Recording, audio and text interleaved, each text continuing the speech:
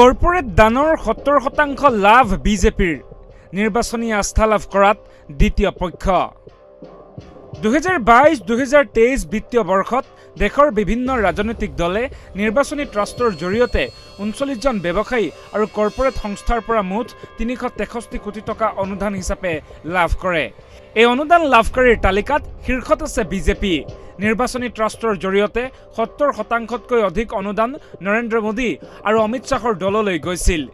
Association for Democratic reforms নামৰ এটা স্বেচ্ছাসেৱী সংস্থাই দেশৰ জাতীয় দলসমূহৰ বিভিন্ন কৰ্পোৰেট সংস্থাৰ পৰা লাভ কৰা অনুদানৰ হিচাপ দাখিল কৰিছে, য'ত দেখিবলৈ পোৱা গৈছে 2022-2023 বিত্তীয় বৰ্ষত ব্যৱসায়ী আৰু কৰ্পোৰেট সংস্থাৰ পৰা নিৰ্বাচনী ট্ৰাষ্টৰ জৰিয়তে বিজেপিয়ে লাভ কৰিছে 259 কোটি 8 লাখ টকা, যি নেকি মুঠ অনুদানৰ 70.69%। নিৰ্বাচনী ট্ৰাষ্টৰ অনুদানৰ ক্ষেত্ৰত দ্বিতীয় স্থানত আছে তেলেংগানাৰ প্ৰাক্তন মুখ্যমন্ত্ৰী কে চন্দ্ৰশেখৰ ৰাওৰ দল ভাৰত ৰাষ্ট্ৰ সমিতি।